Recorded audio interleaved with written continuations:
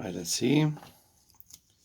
As soon as you open the tile, you will see the circuit, and the battery is located right here. This is the speaker, and what I did is I just took off the battery. The battery was located more or less like that.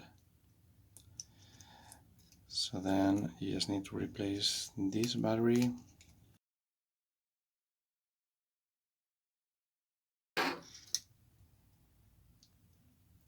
Take off the sticker. Put it back.